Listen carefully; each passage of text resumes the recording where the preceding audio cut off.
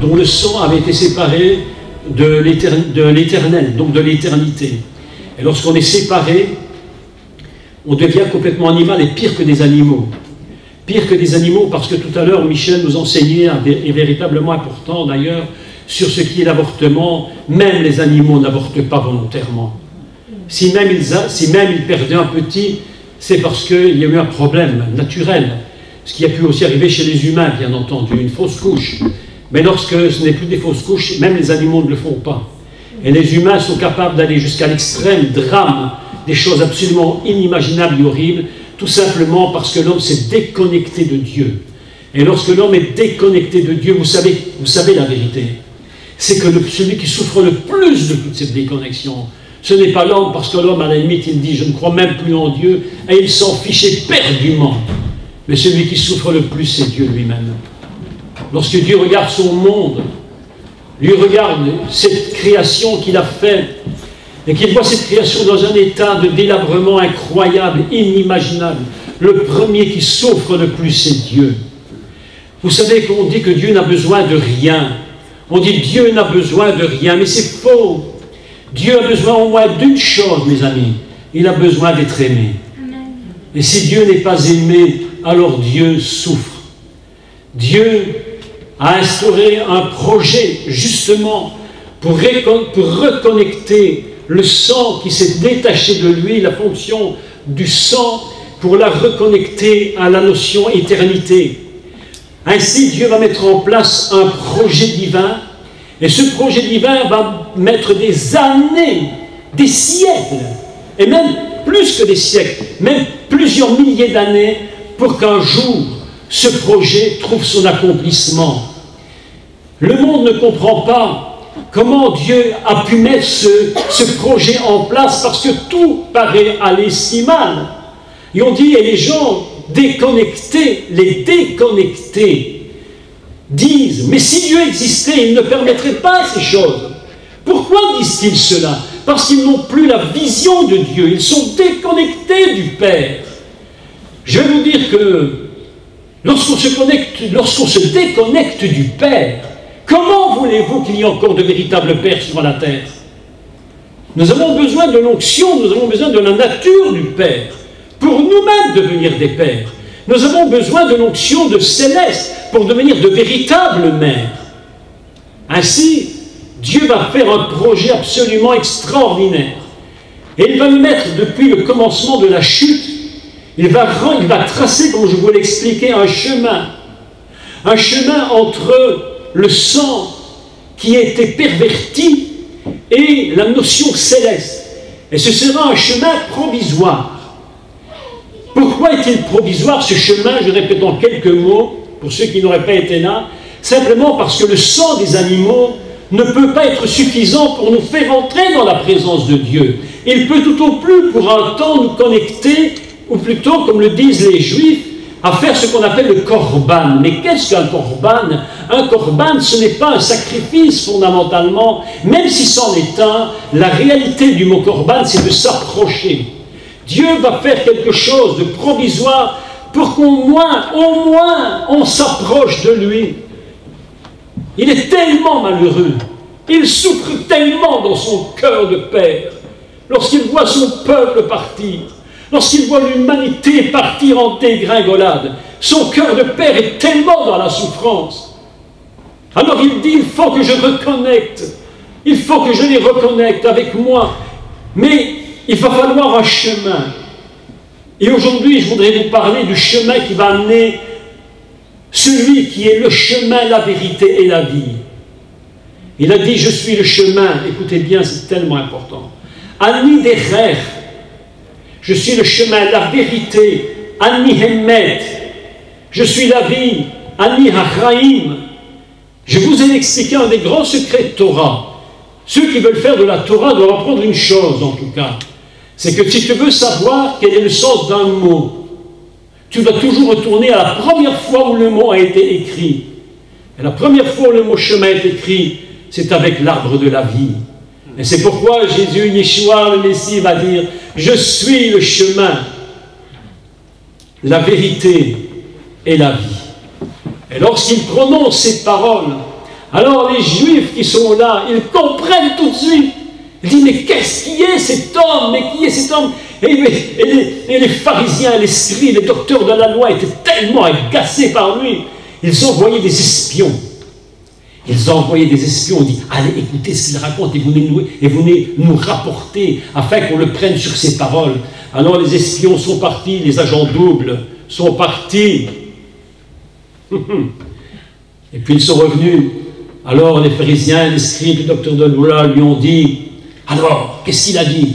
Et ils ont répondu, jamais personne n'a parlé comme cet homme.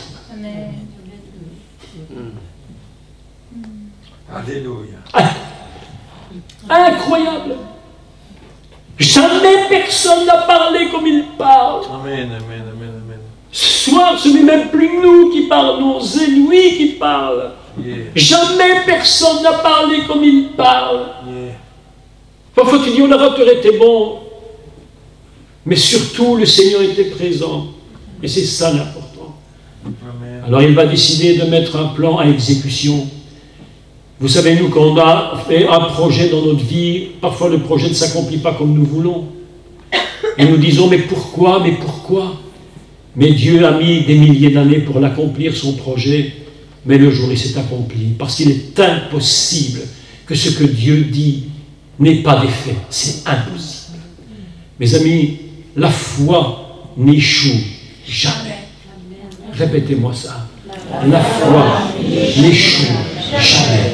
Si tu crois à travers toutes les circonstances, n'abandonne jamais.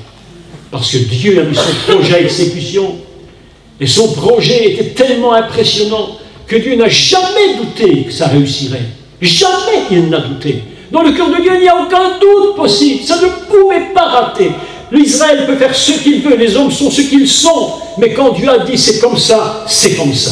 Amen. Et il va commencer de faire un projet fabuleux. Et il va commencer de mettre des hommes sur cette terre. Et ces hommes qu'il va mettre sur cette terre vont être comme des phares dans l'humanité. Et de lumière en lumière, l'homme Israël va d'abord se déplacer. Il va partir d'un personnage, il va aller au suivant et au suivant, pour arriver au dernier maillon qui est le Messie lui-même. Aujourd'hui, je vais vous parler d'un personnage absolument extraordinaire, un homme absolument qui dépasse toute limite, déjà rien que par ce qu'il a fait, mais surtout par ce qu'il est, et surtout par ce qu'il représente. Je le dis encore, je le répète une fois de plus, il n'y a pas de plus grand prophète que celui dont la vie, les actes, les mots, les lieux, le temps où il naît, le temps où il va, les chemins qu'il emprunte, la façon dont il s'habille même. Son être entier, l'essence entière de l'homme est une prophétie vivante. Amen. Élie est une prophétie vivante. Joseph est une prophétie vivante. Élisée, Moshe, ce sont des prophéties vivantes. Même si Élisée n'a jamais dit ouvertement quelque chose sur la fin des temps par sa bouche, mais lorsque nous décodons le texte, nous comprenons que ce qu'il a vécu, c'est réellement une prophétie pour la fin des temps. C'est ça le grand prophète. Noé, qu'on appelle Noach, lui, c'est une prophétie vivante de la fin des temps, tellement importante que même le Messie, Yeshua, va parler de lui. Il va dire, comme à l'époque de Noé, comme à l'époque de Noé, les gens se marieront, ils feront de leur mariage, ils feront leur business, et la vie sera normale, tout le monde croira que tout est normal. Mais c'est à ce moment-là que la catastrophe va venir. Et que l'Église, elle sera enlevée. Prophétie de Noé. Et le Messie, Jésus, Yeshua lui-même, va utiliser ce personnage. Et maintenant, je vais vous parler de lui. J'ai pris plusieurs feuilles que je vais vous montrer pour que vous montriez le secret de Noé. Le secret de Noé se cache vraiment dans les mots. Il se cache dans tout ce qu'il a dit, dans tout ce qu'il Dieu lui a demandé de faire. Si vous demandez à quelqu'un, un chrétien, bien habitué dans les enseignements traditionnels de l'Église, et je demande, mais qu'est-ce qu'il a fait Noé? Qu'est-ce qu'on va me répondre? L'arche. Une arche. Je n'ai pas dit ce qu'il est. J'ai pas dit, j'ai dit qu'est-ce qu'il a fait. D'accord, il a obéi et il a fait une arche. Évidemment. Donc l'histoire de Noé, c'est une arche. Et lorsqu'on voit les peintures, on voit toujours l'éléphante en train de rentrer dans l'arche. On voit la fourmi et la fourmi, eux, en train de rentrer dans l'arche. On voit la girafe et la girafe en train de rentrer dans l'arche.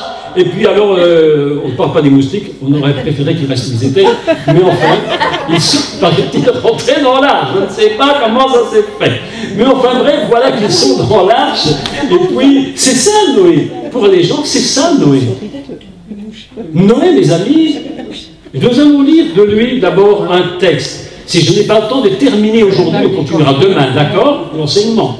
Mais je voudrais d'abord vous lire un texte que nous allons ensemble prendre dans le livre de la Genèse, c'est-à-dire le livre de tous les commencements, et qui s'appelle le Bereshit en hébreu. Et nous allons prendre l'histoire de Noach au chapitre 5, et nous allons commencer de lire au verset 28, et puis je vais vous commenter ce récit et vous l'expliquer à travers le texte hébreu, et que le Maître du monde m'aide à vous parler et à vous enseigner la vérité de la parole de Dieu, parce que nous avons vraiment besoin d'entendre cette parole vivante.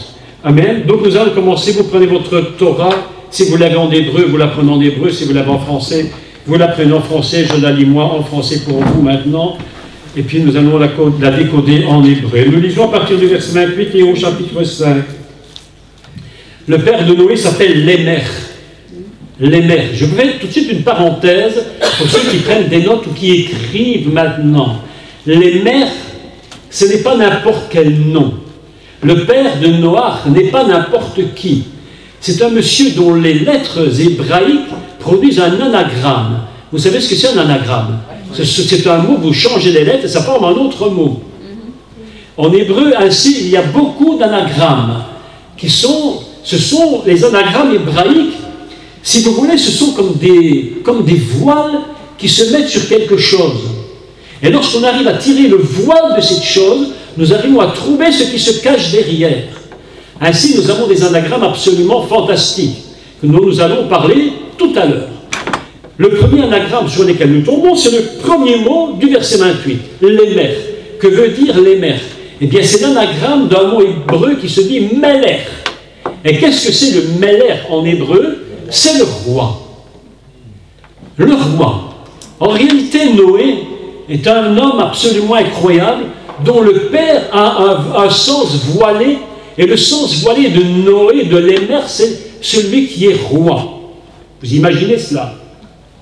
Et nous lisons, Lémer, âgé de 182 ans, à l'époque on vivait vieux, engendra un fils. Il lui donna le nom de Noach. Et je vais prononcer Noach et pas Noé, parce que vous allez voir que le mot en hébreu a tout un sens. Et lui-même est un anagramme d'une réalité divine.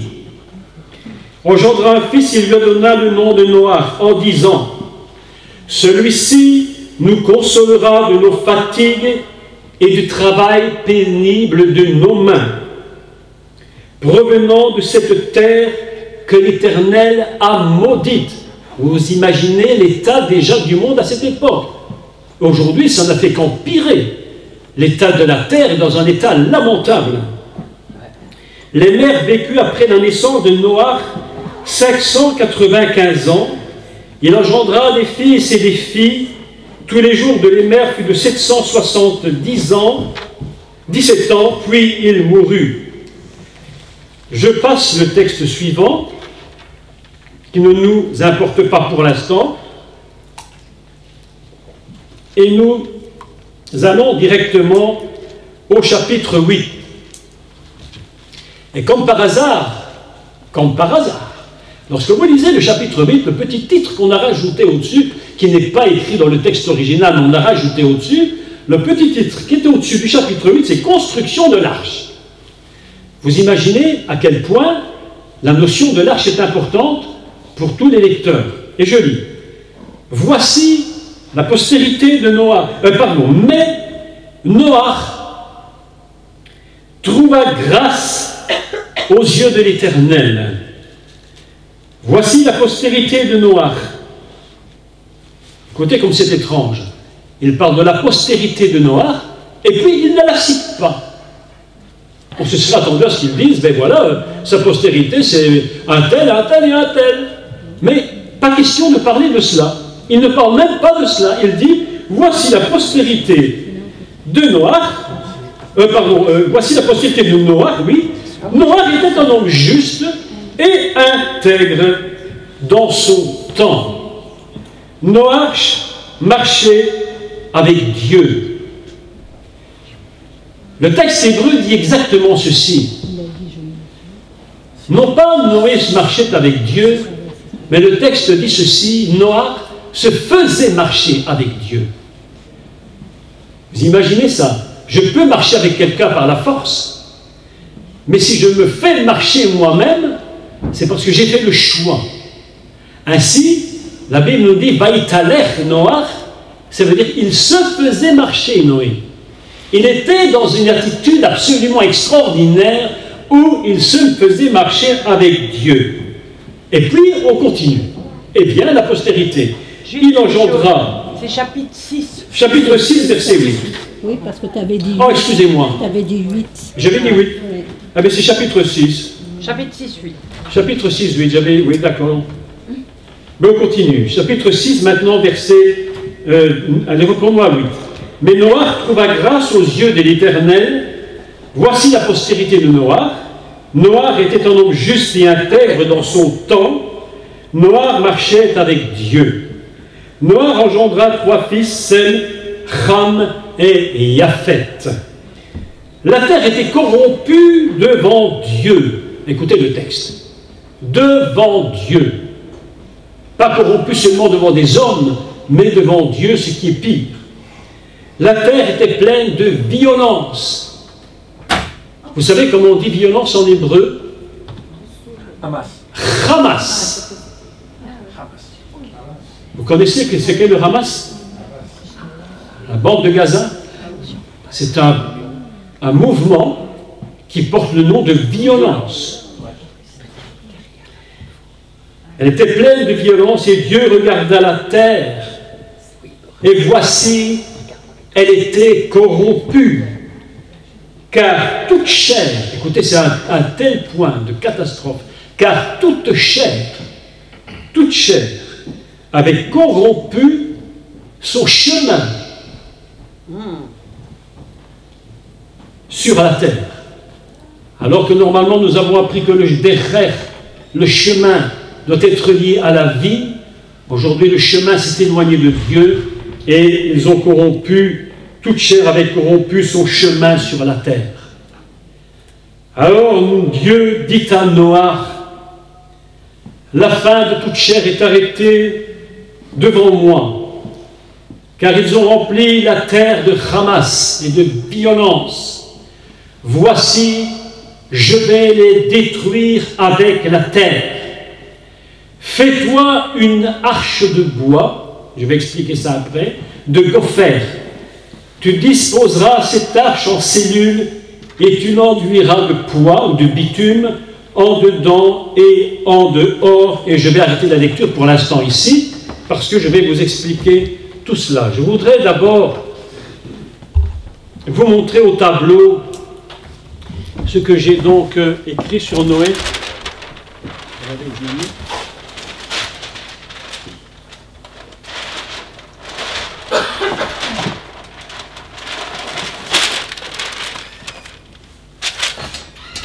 Nous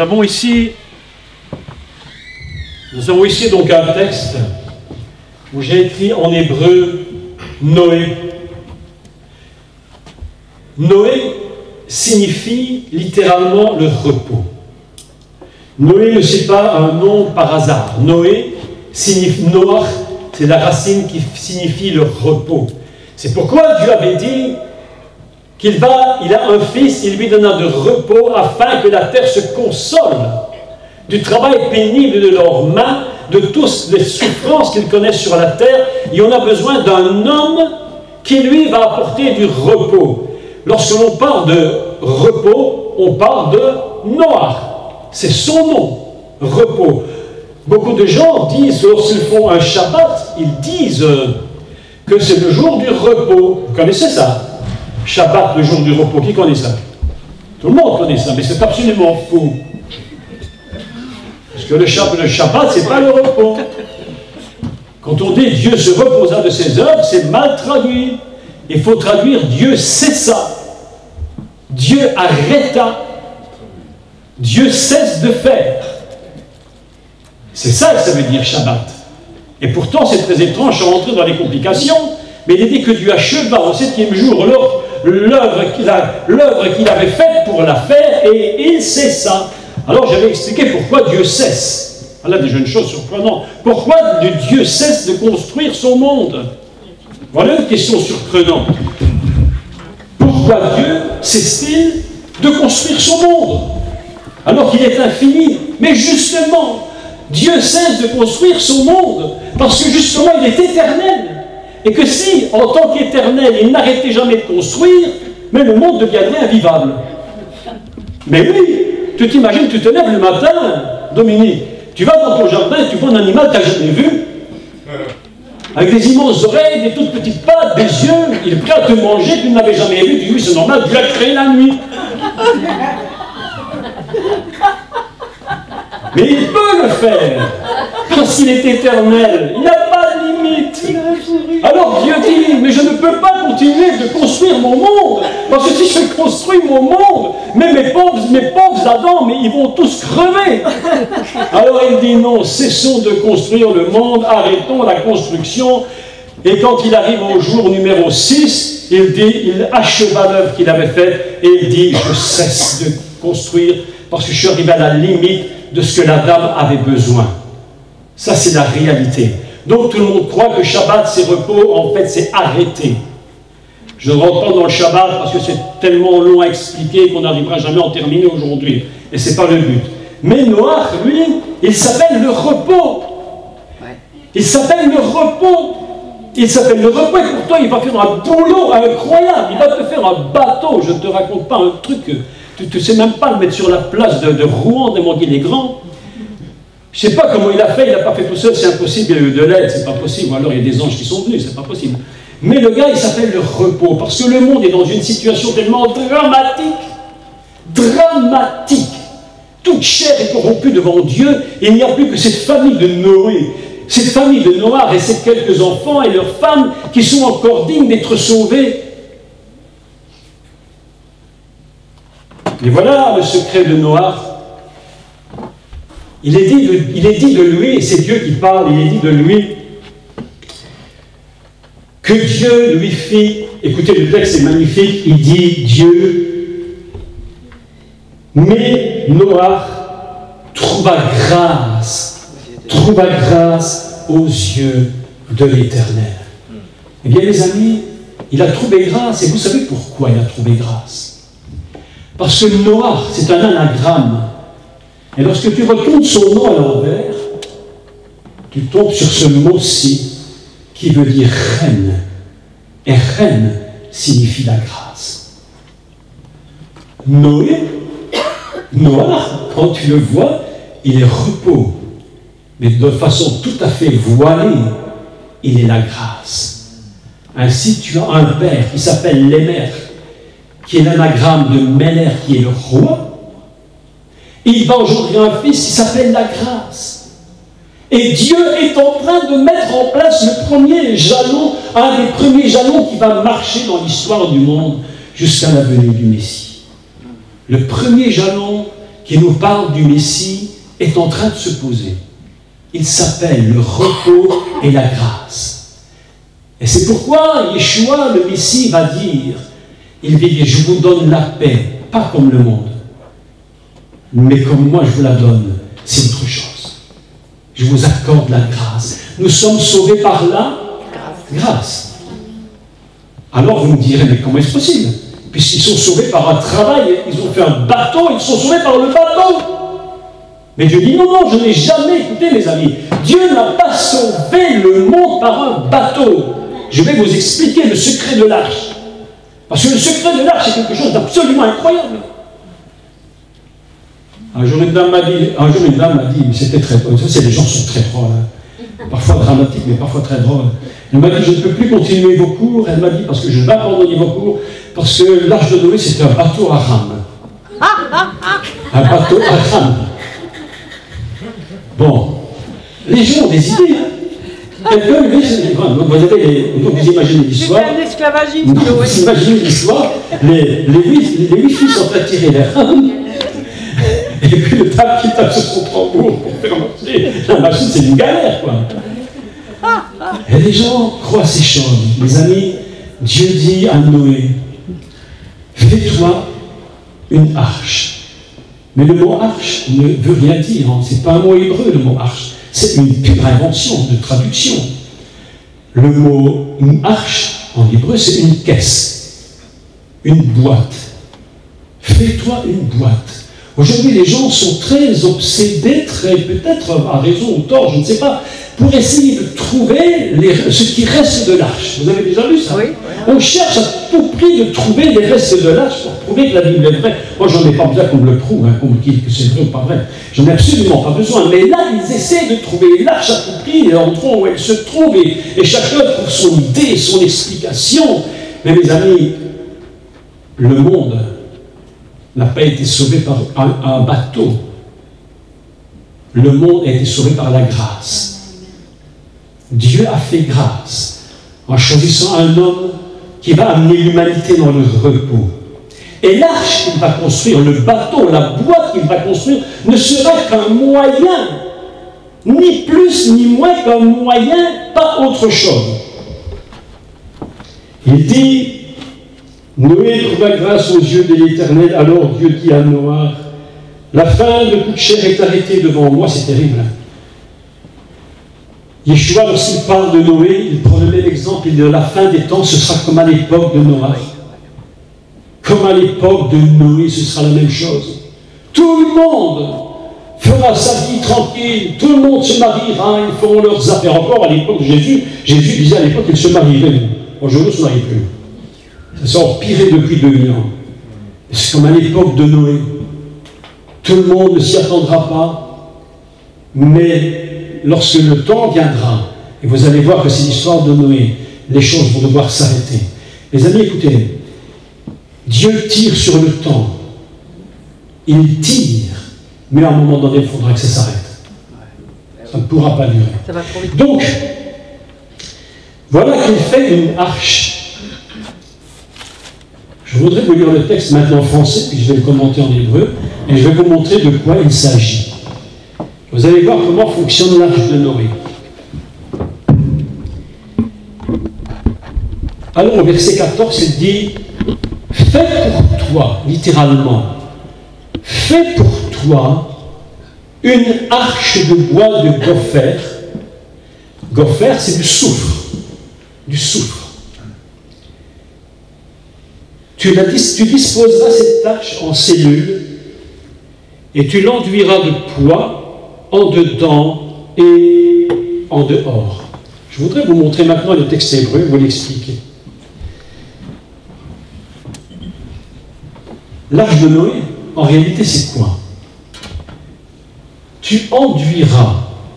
Je vais vous expliquer comment fonctionne le texte, d'accord? Vous êtes bien attentifs, hein? Tu enduiras. Kafarta. Kafarta. Tu enduiras. D'accord? Tu l'enduiras de quoi? Tu l'enduiras de bitume. Du bitume, de la poix. Du bitume, de la poix. Du pétrole, ça doit être quand même un peu épais, donc il faut quand même du bitume ou de la poix. Oui, ça vient du pétrole, c'est l'herbe tout ça. Donc, la poix et le bitume se dit bakofer. Écoutez bien, je vais vous expliquer. Tu enduiras kafarta de bitume bakofer. D'accord? Nous nous souvenons d'une chose incroyable. C'est que lorsque Dieu dit à Moïse, fais-toi une arche. En réalité, il dit à Moïse, fais-toi une boîte. L'arche, c'est un mot qu'on a sublimé à l'extrême. Le mot arche ne veut rien dire, c'est une sublimation du mot. Fais-toi en réalité, écoutez, vous savez comment on dit une armoire en hébreu? Eh bien, on dit la même chose qu'une arche. Une arche, une armoire. Fais-toi une armoire. Tout simplement. Tu te fais, et l'armoire, mes amis, elle porte un nom étrange. En hébreu, l'armoire s'appelle comment? Elle s'appelle Aaron. Comme le grand prêtre. C'est ainsi que lorsque tu vas sur mon site, tu vas voir un enseignement qui s'appelle « Lorsque Aaron rencontre Aaron ». Une fois par an, Aaron rentre dans le lieu, dans le Saint des Saints, et Aaron se trouve face à Aaron. Et ils vont commencer à connecter. La connexion va se faire dans le Saint des Saints, parce que Aaron rencontre Aaron. Et sur cette arche, Dieu va lui dire, Moshe, écoute-moi bien. Tu vas construire une arche en bois de chittim. Noé. Dieu dit à Moïse, tu vas construire une arche en bois de chittim. Ah oui, d'accord. Écoutez-moi bien, parce que je fais le rapport entre les deux personnages et les deux histoires. Tu vas te faire une arche, donc une boîte, une armoire en bois de chittim. Et chittim signifie la folie. C'est un mot qui vient de chita, qui veut dire folie. Tu te feras une boîte en bois de folie. Et tu la recouvriras d'or. Et au-dessus de cette boîte, tu vas y mettre un couvercle. Comment s'appelle le couvercle? Il s'appelle le caporette. Dieu dit à Noé, tu vas te faire un bateau, on va dire un bateau, ce sera plus simple à comprendre. Et ce bateau, tu vas l'enduire de kapharta. Et vous allez remarquer que la racine du mot hébreu, la racine, écoutez parce que maintenant vous allez comprendre, la racine du mot hébreu que vous avez ici, pour enduire, est la même racine que vous avez ici, le couvercle de l'arche de l'Alliance. Incroyable. Mais d'où vient ce mot? D'où vient ce mot? Dans Lévitique, il y a combien de fêtes de l'Éternel? 7. 7 grandes fêtes plus Shabbat. Mais concrètement, 7 grandes fêtes. Une de ces fêtes s'appelle le Yom Kippour. Comment appelle-t-on le Yom Kippour en hébreu? Eh bien, on dit à Kippourim, qui est de la même racine que tu enduiras, et que le couvercle de l'arche, et que le poids et le bitume. Donc nous avons la même racine hébraïque, qui veut dire quoi? Qui veut dire ceci. Dieu dit à Noé, tu te feras un bateau, et Kippourim, c'est la fête du quoi? Du pardon, la fête des expiations. D'accord? C'est pour toi, c'est une fête d'une importance capitale. Il faudrait que les péchés soient expiés. Dieu dit maintenant à Noé, Noé, écoute-moi, tu vas recouvrir ton bateau de bacofer, qui en réalité veut dire, tu vas le recouvrir d'expiation et de pardon. C'est le pardon qui va recouvrir l'arche de Noé. Et il lui dit ceci, et tu la recouvriras à l'extérieur et tu la recouvriras à l'intérieur. Autrement dit, le pardon doit être vu de l'extérieur et le pardon doit être marqué à l'intérieur. C'est le même mot qui est utilisé pour l'arche de Noé que pour la fête des expiations. Est-ce que vous me suivez bien? Autrement dit, les gens croient que Noé a sauvé l'humanité a été sauvée par un bateau en bois, mais Dieu nous dit, mais fais attention à ce que tu lis, parce que la réalité de ce que tu lis, c'est autre chose. J'ai demandé à Noé de recouvrir cette arche d'un manteau intérieur-extérieur de l'expiation des fautes. Nous sommes, l'humanité n'est pas sauvée par un bateau, mes amis. L'humanité est sauvée parce qu'il y avait un manteau d'expiation dessus.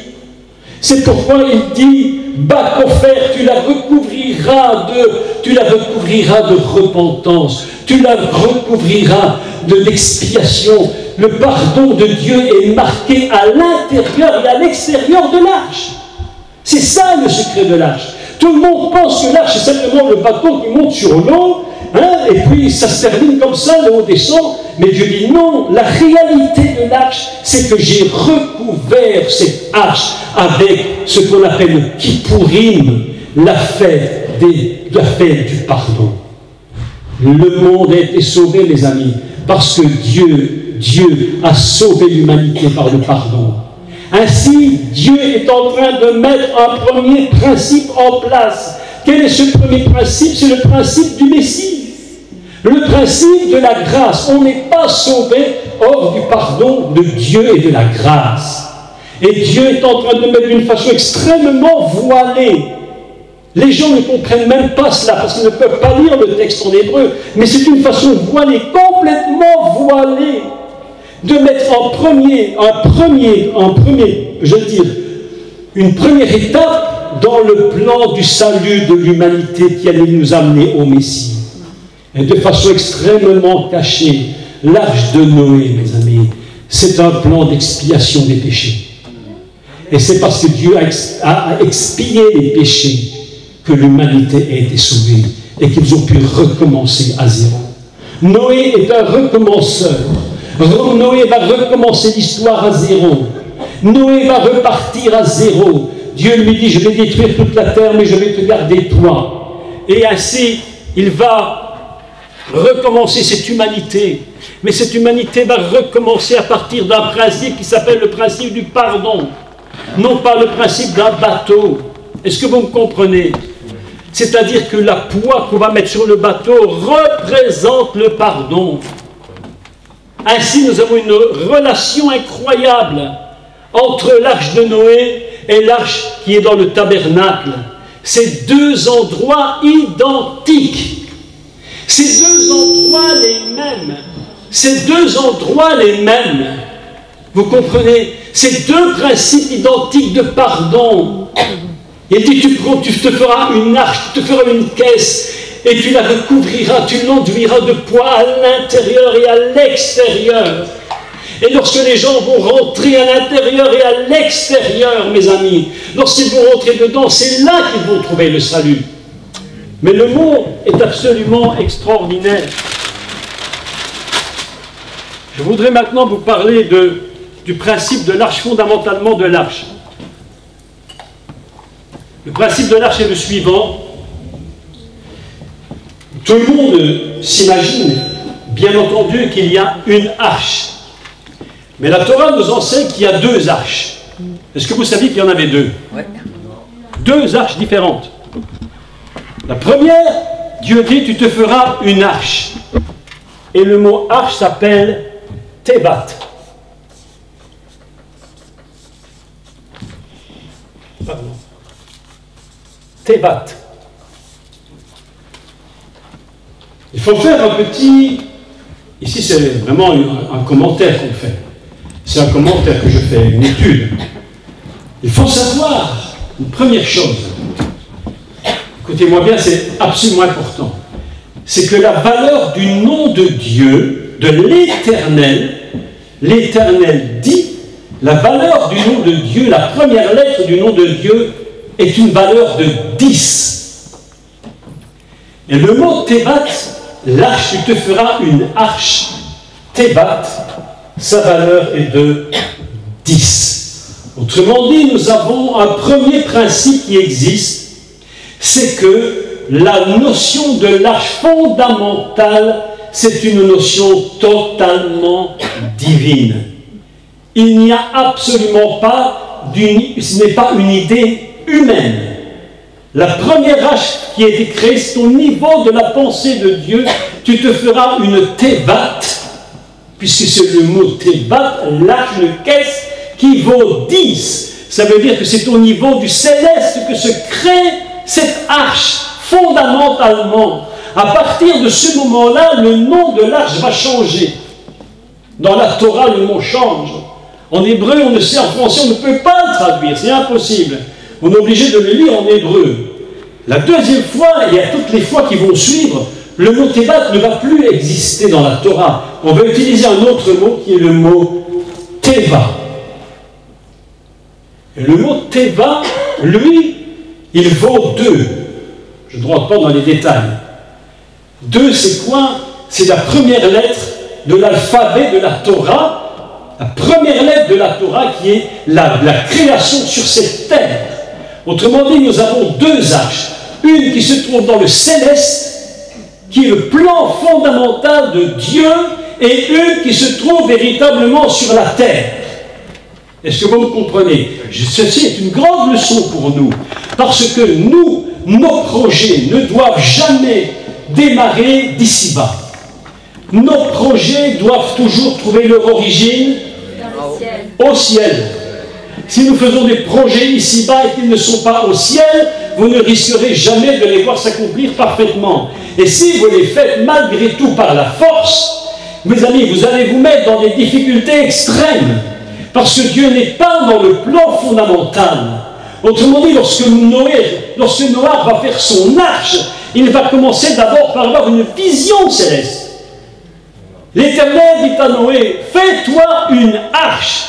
Là-haut, regarde là-haut, c'est là-haut que ça se passe. C'est pas ici, Noé. Ici-bas, ce n'est pas là, c'est là-haut. Regarde, Tevat, 10.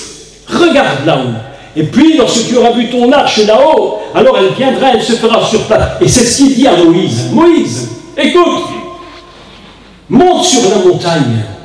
Monte sur la montagne, et je te montrerai.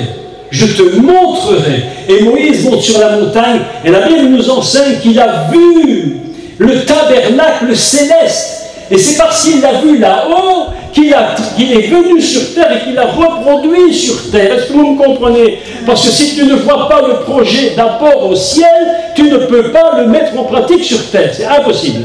Ainsi, l'histoire de Noé, il y a donc 2 visions. Il y a la vision de Noé qui est au ciel, cette arche céleste qui est en finalité la repentance, le pardon, l'image même du Messie.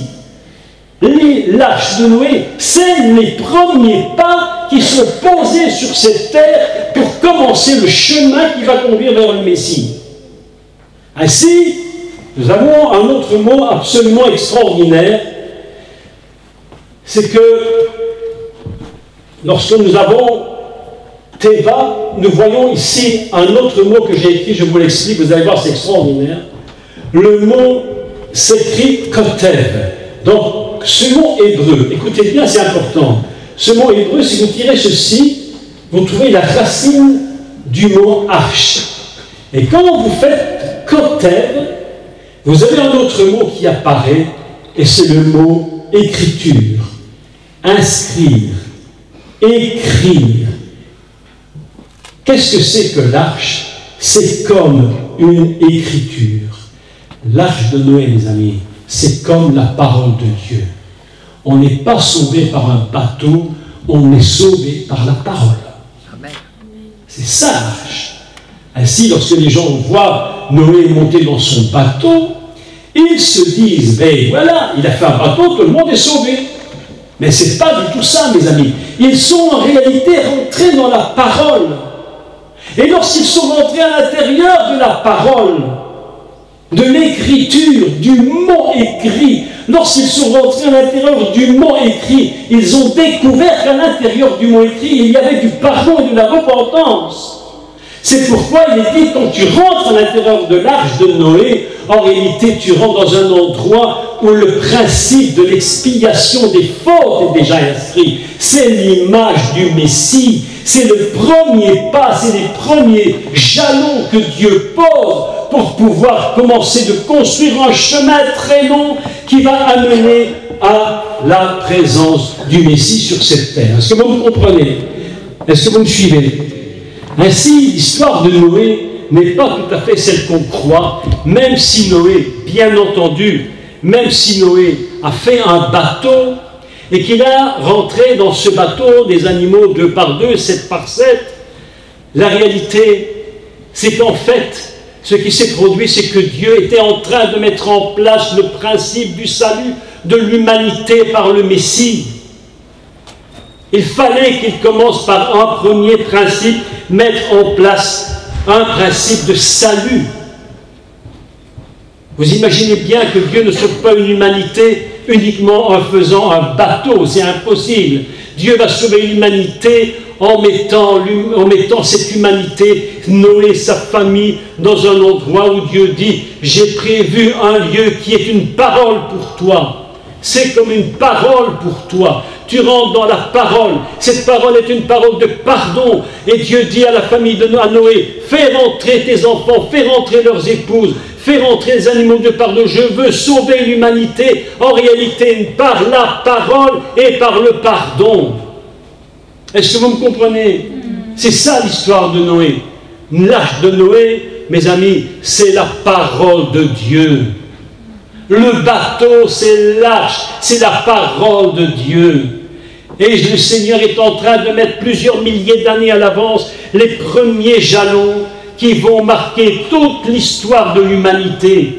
Le Messie Yeshua lui-même va prendre l'exemple de Noé. Et d'ailleurs, il y a d'autres plus tard, même l'apôtre Pierre parlera de l'arche de Noé. Il disait c'était comme au temps de Noé, au temps de la patience de Dieu. Mes amis, Dieu va faire monter, écoutez l'histoire maintenant, elle est absolument magnifique. Dieu demande à Noé de construire une arche. Comment il l'a fait, je n'en sais strictement rien, parce que pour construire un bateau qui mesure plusieurs centaines de mètres de long, tout seul avec sa famille, c'est impossible. Mais qu'importe la façon dont il l'a fait, il l'a fait. Les siècles ont passé pour construire cette arche. Je crois qu'on nous dit qu'il a fallu 120 ans, d'après les rabbins, quelque chose comme ça. Vous imaginez 120 ans pour faire un bateau. Bref, le temps passe et le bateau se construit. Et voilà que maintenant quelque chose va se produire. Le temps va arriver où Dieu va mettre fin à cette histoire. L'histoire du monde de l'époque de Noé va s'arrêter. Il a dit que la terre était dans une violence extrême.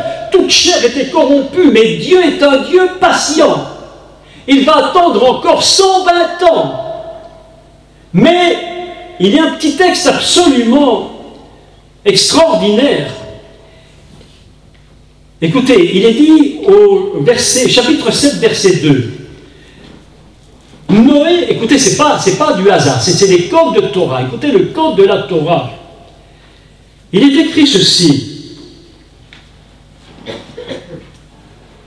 Prenons le chapitre 7, verset 5. Noach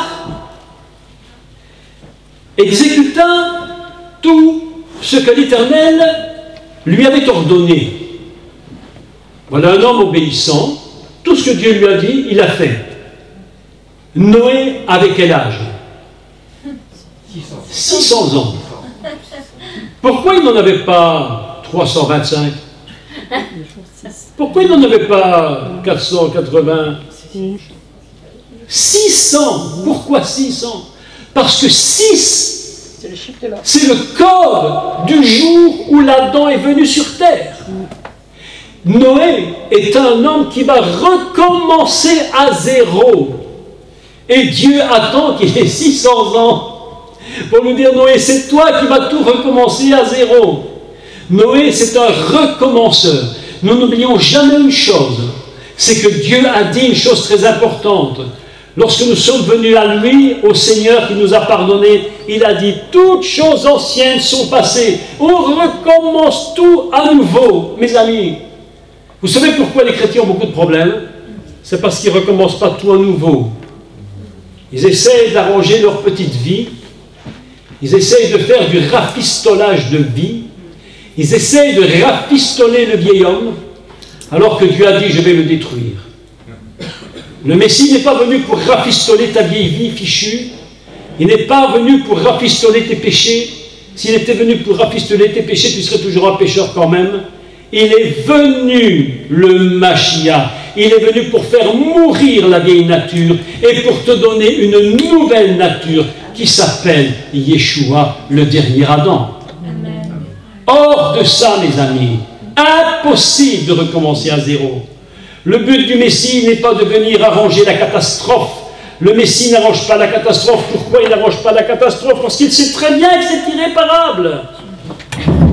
Il sait très bien que c'est irréparable. Le monde n'est pas réparable, mes amis. C'est impossible.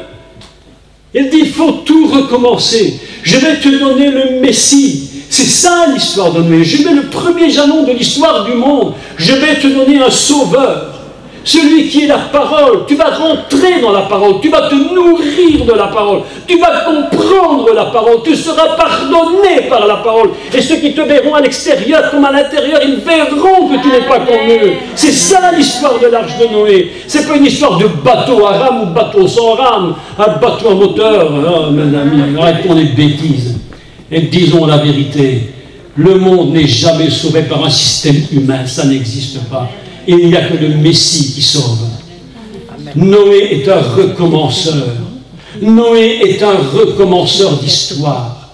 L'histoire de Adam a fini en catastrophe. Le premier sang a été versé avec Caïn qui a tué son frère.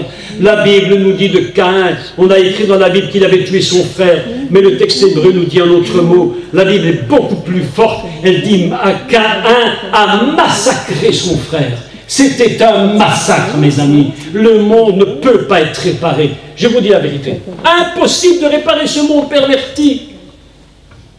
Il faut de la repentance. Il faut rentrer dans la parole.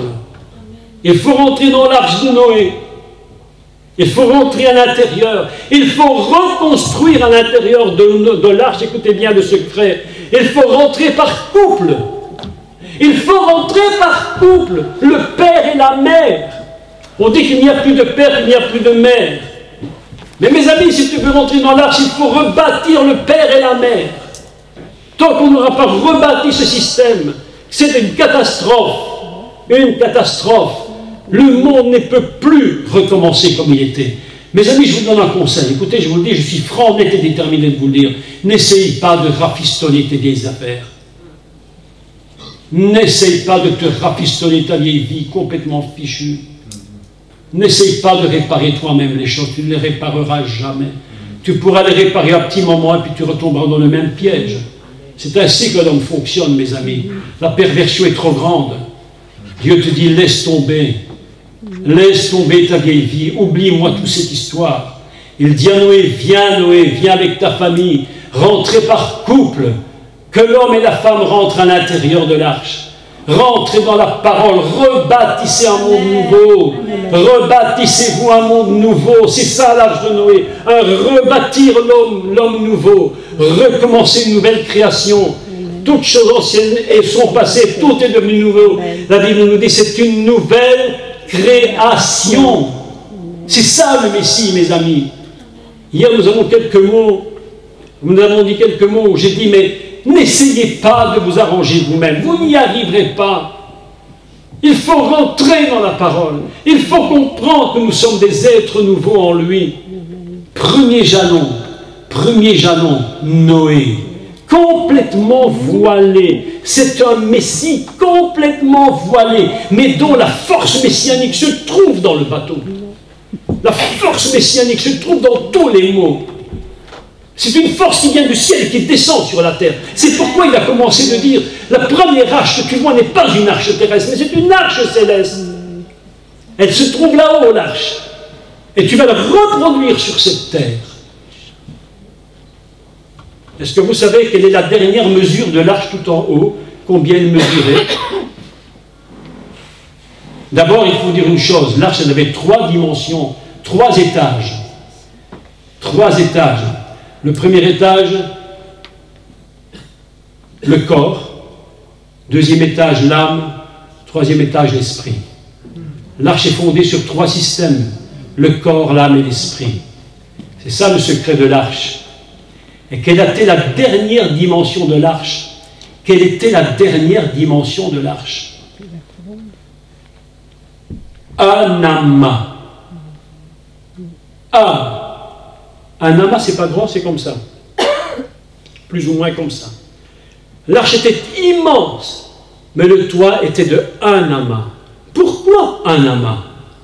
Parce que A représente le céleste. Le céleste. Lorsque tu montes en haut et que tu ouvres la fenêtre, tu ouvres la porte du ciel. C'est ça que tu ouvres. Lorsque tu ouvres la Bible, nous dit que Noah monta en haut, il ouvrit la fenêtre, il passe, la lumière céleste va rentrer dans l'arche et il est à un niveau A. Et A représente le ciel. Dieu lui-même. L'arche de Noé, c'est un jalon que Dieu place pour commencer l'humanité. Mais continuons la suite. Donc Noé avait 600 ans. Et 600 ans, c'est important puisque c'est le jour de l'homme. Le jour où l'Adam arrive sur terre. Voilà que Noé a 600 ans. Le jour de l'Adam. Extraordinaire. Il arrive sur terre. À 600 ans, il construit le moyen de donner à l'homme la capacité d'être sauvé. Et nous continuons. Lorsque le déluge d'eau fut sur la terre, alors je rappelle que le déluge d'eau, c'est un mot très comique en français. Le mot hébreu est très comique quand on dit en français. Le mot déluge, ça se dit le maboul. Le monde est maboul, peut-être ça vient de là, mais le monde tourne complètement maboul. C'est-à-dire que le monde est dans une confusion et que le mot maboul va produire un autre mot qui est balbal et qui va produire un autre mot qui est Babel et qui en français veut dire la tour de Babel. Confusion. La confusion. Le déluge en réalité s'appelle la confusion de l'eau.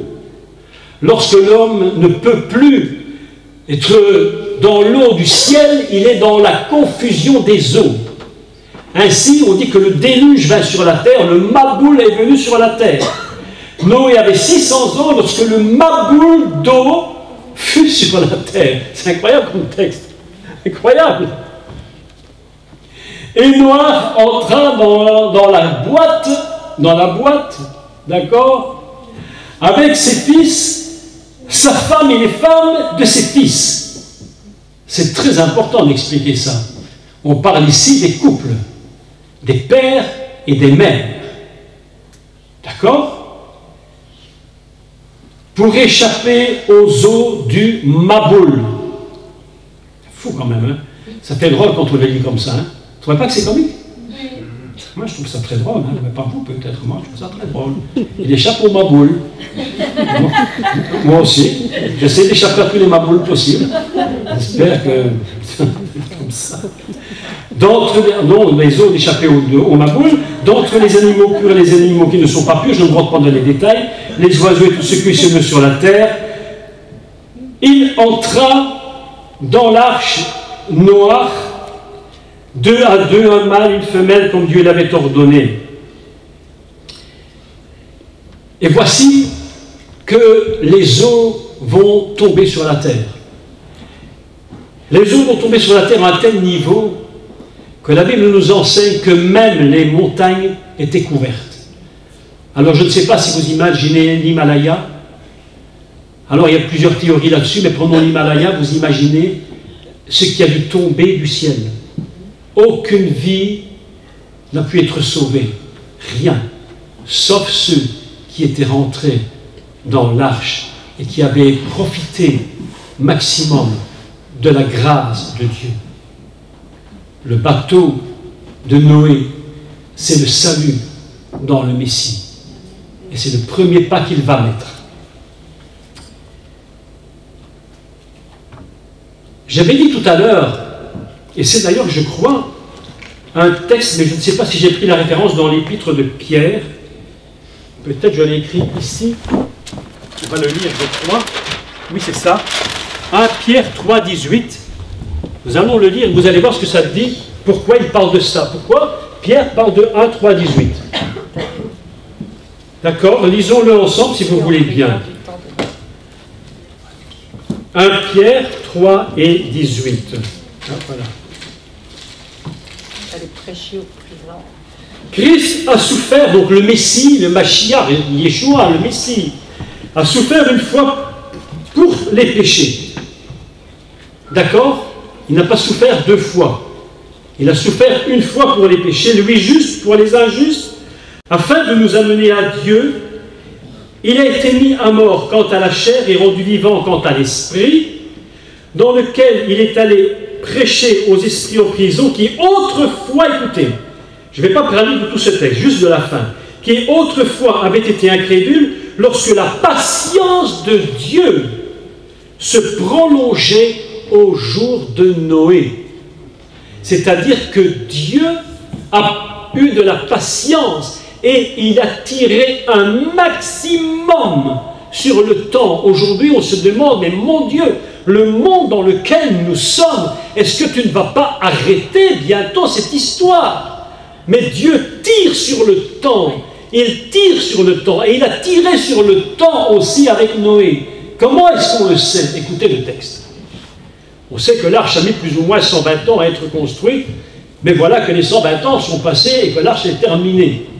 Donc Noé est tout content, tout le monde regarde son bateau, on dit ce type il est complètement maboule. Il a perdu les pédales.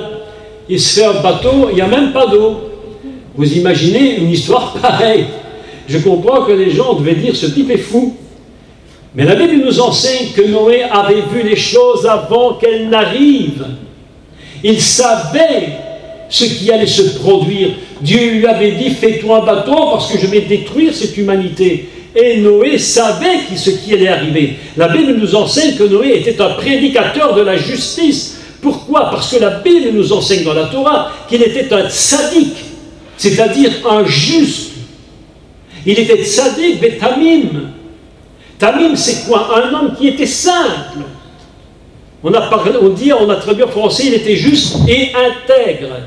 Mais la réalité du mot, tamim, c'est un homme qui est simple. C'est pas un homme qui se complique. Quand Dieu dit, il fait. Dieu dit, il fait. C'est pourquoi la Bible nous dit, Noé exécuta tout ce que Dieu avait dit. Pourquoi? Parce qu'il était tamim, il était un homme simple. Et le mot tamim est tellement fort en hébreu que quand on le traduit, ça veut même dire un peu naïf. Et même la traduction de naïf, Noé est un homme un peu naïf. Tout ce que Dieu disait, il le croyait simplement. Il dit, Noé, fais-toi un bateau. Mais un bateau, mais immense bateau. Il dit, je vais le faire. Et voilà que le bateau se termine. Le bateau étant terminé, on peut se dire, mais maintenant, écoutez, maintenant, on va y rentrer dans ce bateau. On va y rentrer. Et on va attendre que tout se termine. Mais Dieu dit non, Noé, écoute. Et nous lisons le texte au verset 10 et au chapitre 7. 7 jours après. Cette petite phrase de 7 jours après, mes amis, ça s'appelle la patience de Dieu. Dieu va laisser un délai. Il va encore mettre un délai. 7, ça représente quoi 7? C'est un cycle de commencement. Comme le monde est créé en 7. Dieu va laisser un délai de 7 jours.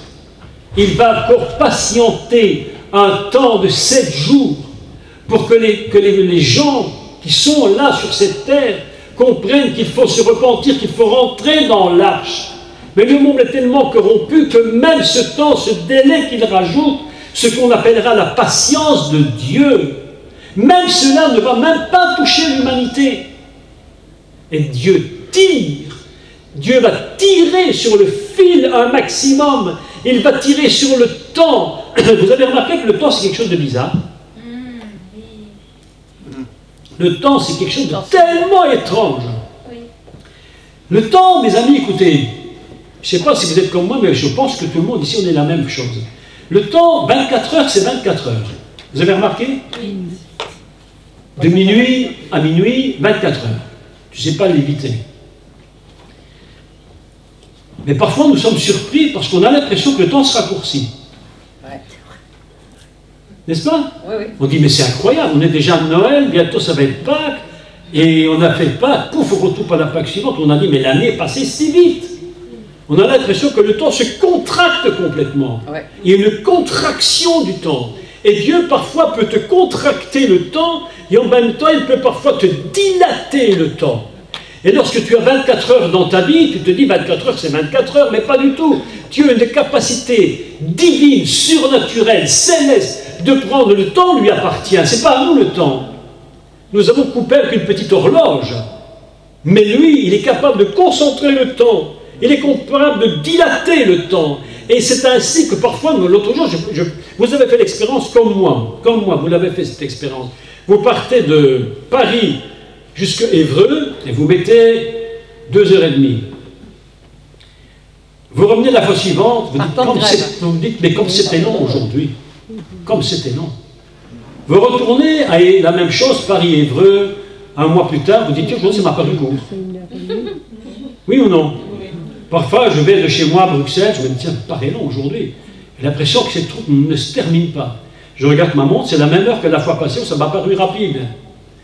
Ça veut dire que le temps, c'est quelque chose de très aléatoire.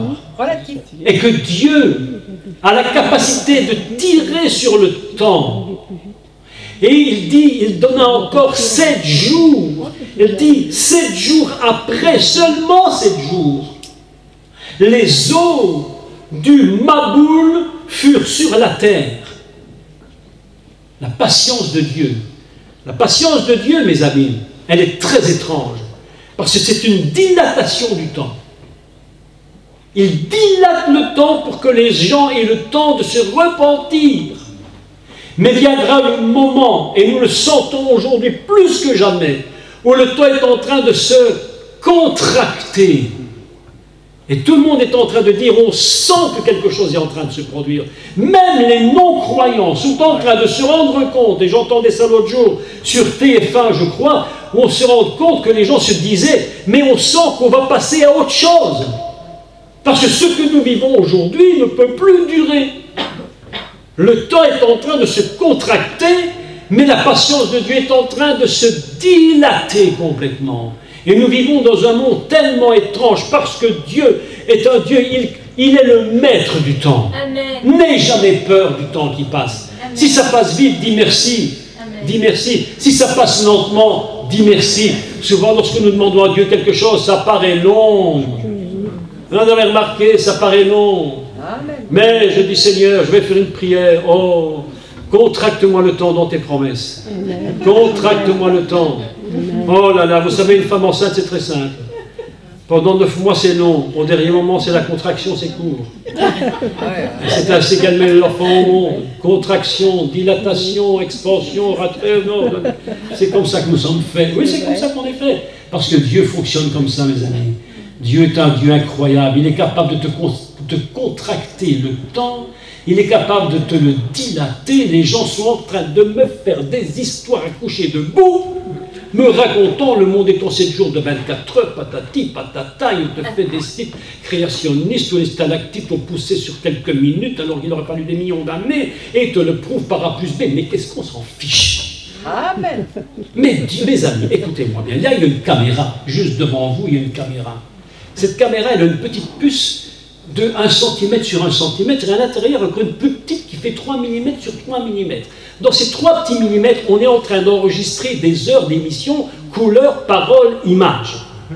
Si tu disais, si tu avais dit à ton arrière-grand-mère, si elle pouvait revenir, tu sais, mamie, là, la bonne mamie, là. Grand-mère suffit, hein. Mamie, regarde cette petite carte. Tu sais que dedans, il y a au moins 10 heures de ta vie. Non, mamie, elle peut te répondre. Elle peut te répondre. Elle dit, c'est impossible. Comment il y a 3 heures de ma vie dans ce petit truc-là? Maintenant, mamie, je vais te le montrer. Et vous savez ce qu'il faut pour lui montrer? Il faut décoder. Il faut le mettre dans un appareil qui va décoder la carte. Au moment où tu décodes la carte, eh bien, tu vois qu'en effet, il y a bien dedans 3-4 heures de ta vie. Mais tu ne peux pas l'imaginer, mes amis. C'est ça, Dieu. Si l'humain est capable de mettre sur une petite carte de quelques centimètres, de quelques millimètres, 3-4 heures, comment ne mettrait-il pas des milliards d'années sur quelques jours? Qui sait, qui aurait le toupet de venir me contredire en me disant qu'un stalactite qui mesure 10 mètres de haut, qui a une épaisseur comme ça, s'est construit sur quelques minutes?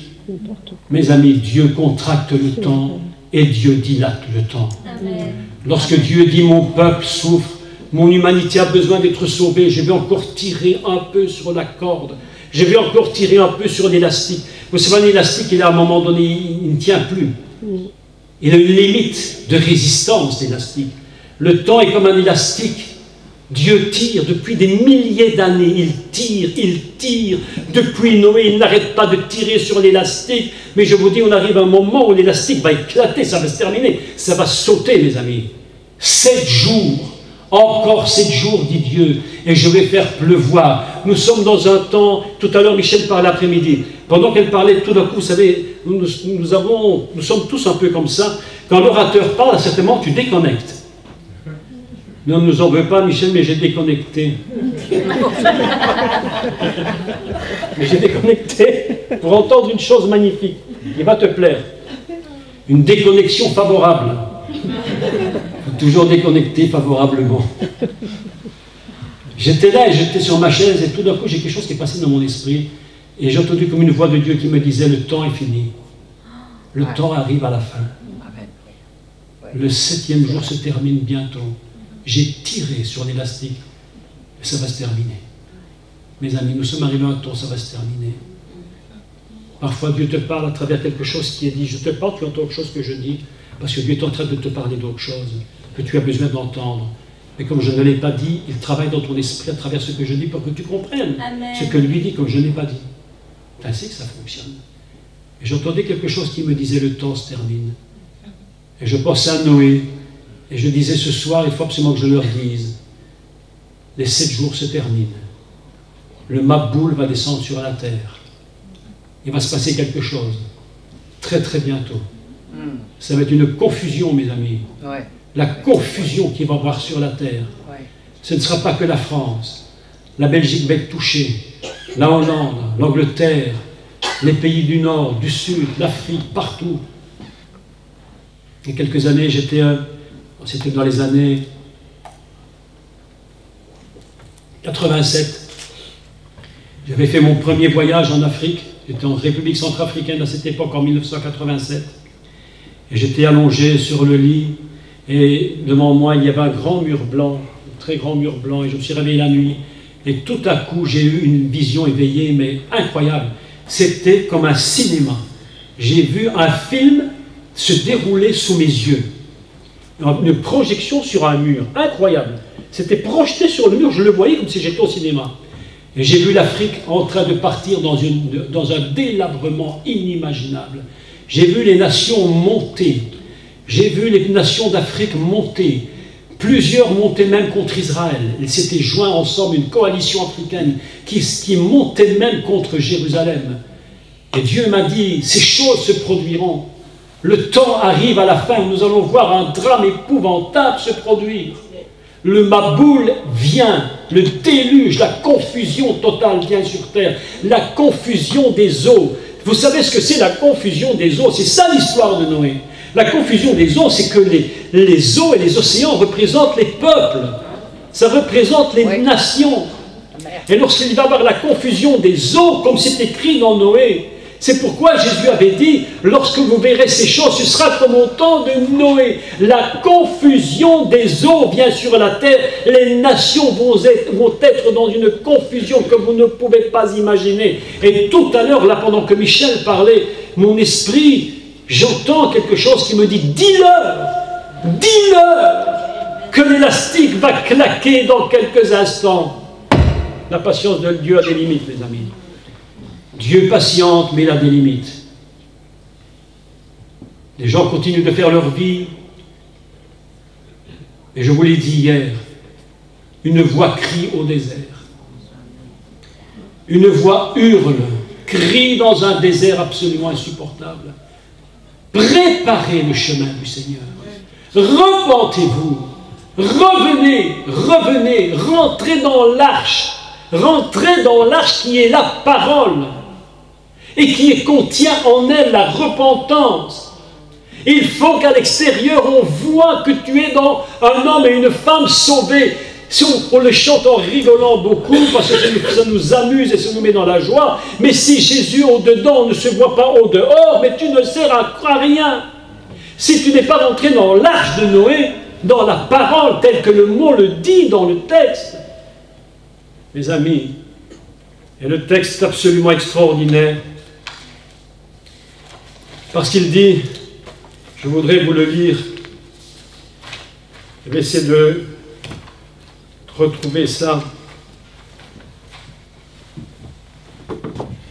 Il a dit, Vaïsgor, il a fermé la porte derrière lui. Il a fermé derrière lui. J'explique ceci, mes amis. Il a fermé derrière lui. Je vais retrouver absolument... Voilà, attendez. Je veux absolument vous trouver ce texte parce que je dois vous donner l'explication exacte. Je les ai écrites. Je ne peux pas faire sans vous les donner.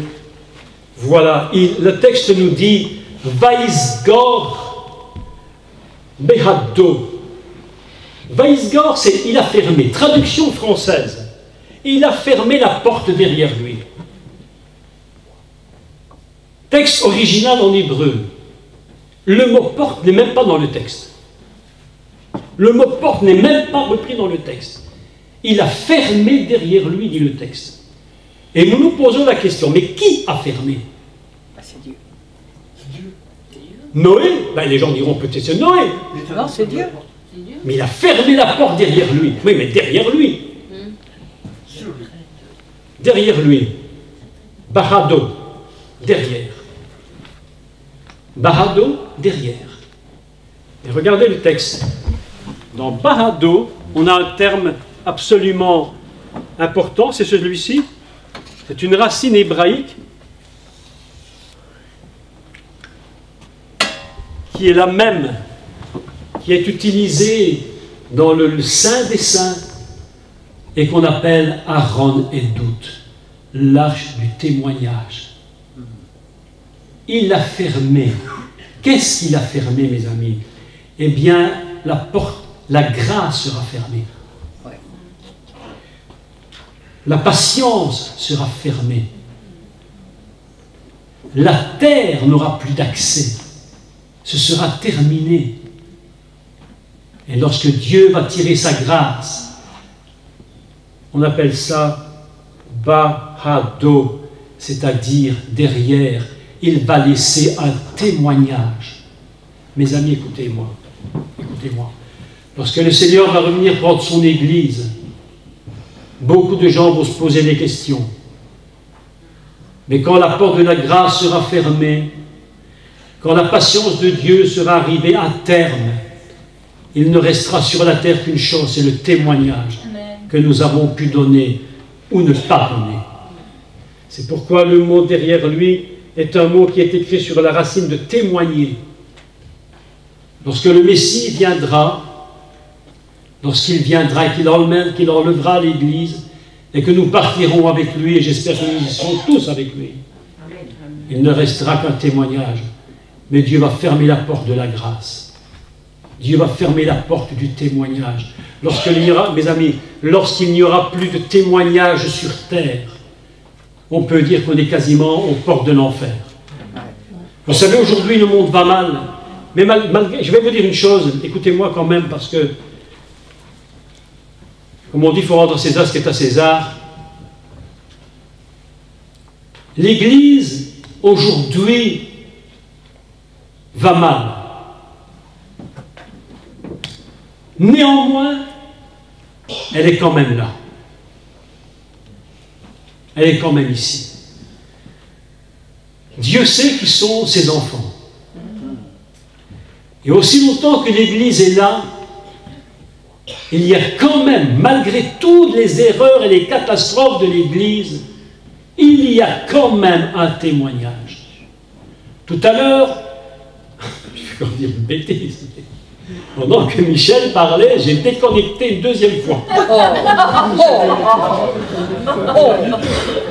Mais pour le bien. Et Dieu, Michel, écoute ce que Dieu m'a dit. J'ai entendu la voix du Seigneur qui m'a dit, mais tout ce que Dieu me dit, c'est parce que mon esprit fonctionne sur ce qu'elle dit. Donc quand tu as parlé, l'esprit m'a saisi et m'a conduit dans un chemin. C'est pourquoi je dis que Dieu parfois nous déconnecte pour nous dire autre chose. Et puis nous revenons à ce que l'autre dit. Vous comprenez ces choses-là? C'est très important. Je fais la même chose avec toi. Mais bien sûr, c'est normal. Nous sommes tous comme ça ici. Mais Dieu m'a dit une chose, mes amis, écoutez, c'est la première fois que je le dis, mais je le dis, c'est très important. Écoutez ce qu'il m'a dit. Après avoir parlé, que le temps arrivait à la fin, Dieu m'a dit, écoute bien, ne critique pas mon Église. Amen. Ne critique pas mon Église. Est-ce que tu ne crois pas que je sais ce qu'elle est? Est-ce que tu ne crois pas que je sais ce qu'elle est? Mais ne critique pas mon Église, parce que c'est mon enfant. Très souvent désobéissant, très souvent il marche à côté de ses pompes, mais c'est mon Église. Il m'a dit clairement, je l'ai entendu dans mon esprit, ne critique plus mon Église, ne dis rien sur elle. Nous devons être des témoins, mes amis. Nous devons être des témoins du Seigneur. Le jour où le Seigneur fermera, non pas la porte, mais fermera la grâce et fermera la patience, alors seuls ceux qui seront dans l'arche seront sauvés. Seuls ceux qui seront dans l'arche seront sauvés.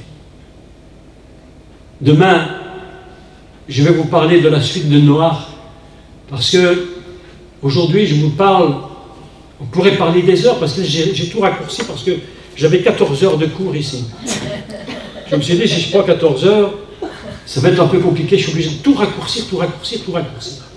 Donc c'est pourquoi j'ai fait un raccourci énorme, mais suffisant pour que l'Esprit vous parle, évidemment. Demain après-midi, je vais vous parler du deuxième, comment dire, du deuxième signal que Dieu a placé à partir de Noé pour nous amener, écoutez bien, c'est très intéressant, donc je vous mets l'eau à la bouche, pour vous amener à ce qu'on appelle prendre, je le dis communément comme on dit dans les églises, prendre la Sainte Seine. La Sainte Seine ne vient pas de n'importe qui, la Sainte Seine vient d'un jalon que Noé a placé. Et je vais vous expliquer ça demain, et ce sera, enfin ça entre autres, et ce sera la continuité d'un chemin qui va nous amener à comprendre comment le Messie fonctionne. Donc, pour conclure ce que je voulais vous dire aujourd'hui, l'arche de Noé, ce n'est pas une question de bateau. On peut vous emmener en bateau avec tout ça, ce qu'on fait souvent. On nous emmène en bateau. Mais Dieu dit non, ce n'est pas un bateau qui a sauvé ce monde. C'est ma grâce. C'est le pardon. C'est l'expiation. C'est pourquoi si tu n'es pas convaincu à l'intérieur, comment le seras-tu à l'extérieur? Jésus au-dedans se voit au dehors. Si tu n'es pas convaincu à l'intérieur de ton salut. Quelqu'un m'a dit une bêtise l'autre jour. Mais les gens te racontent des trucs. Elle m'a dit, je ne sentais pas que j'étais sauvé. Maintenant, je fais autre chose et je sens que je suis sauvé. Mais mes amis, tu te lèves le matin, tu dis, tiens, je ne sens pas que je suis marié. Alors tu vas dans ton armoire et tu cherches pour voir ton livret de mariage. Ah ben je suis marié. Ah ben maintenant je le sens. Ah ben je le sens. Ah ben je le sens. Ah ben ça c'est formidable. Mais est-ce que tu as besoin de voir ton livret de mariage tous les jours pour croire que tu es marié? Tu le sens ou tu le sais? Moi je le sais. Même si je me trouve à 1000 km en train de faire quelque chose et qu'elle ne serait pas là, mais elle sait qu'elle est mariée avec moi. Je sais, je n'ai pas besoin de sentir. Et les gens vivent dans des systèmes où même leur salut dépend de ce qu'ils sentent. Mais t'imagines si tu ne le sens pas au moment où Jésus revient. Mais tu fais quoi? Et tu vas crier Jésus, Jésus, Jésus, Jésus. Et elle dit mais c'est trop tard mon pote, c'est trop tard. Mes amis, arrêtons ce cinéma. Écoutez-moi, on n'est pas sauvés par un bateau. L'humanité, Dieu met l'histoire de Noé pour bien nous faire comprendre une chose à l'humanité entière. On est sauvé par la parole. C'est pourquoi il est écrit Kotev. Kotev, c'est Teva, c'est l'arche. Kotev, c'est comme l'arche. Et traduit littéralement, c'est comme la parole. Comme la parole. L'arche de Noé, c'est comme la parole.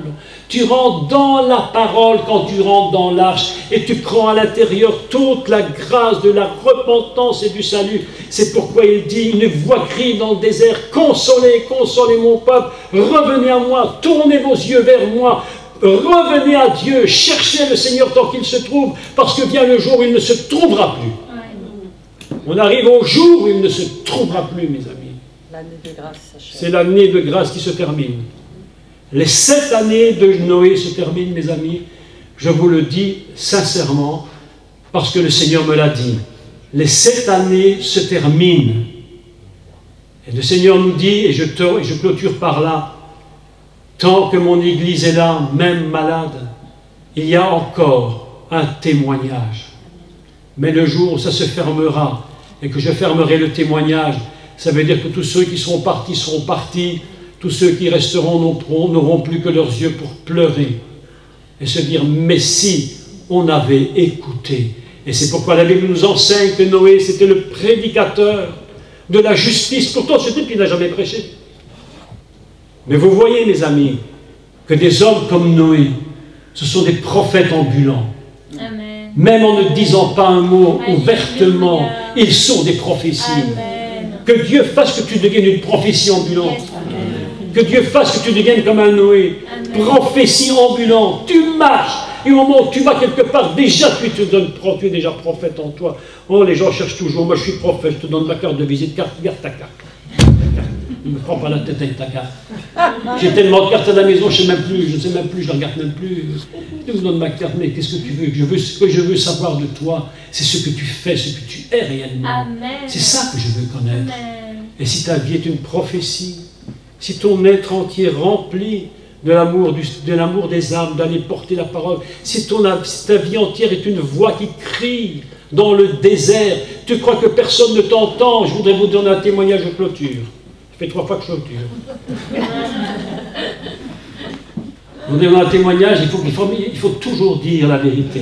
Vous savez, un serviteur de Dieu disait, Dieu n'aime pas les exagérations. Si tu prêches devant 1000 personnes, ne dis pas que tu en as prêché devant 20 000. 10 000, si tu as prêché devant 2, dis devant 2. Il n'y a aucune honte. Il n'y a qu'une chose qui compte, c'est de dire la vérité. Mais la persévérance est importante.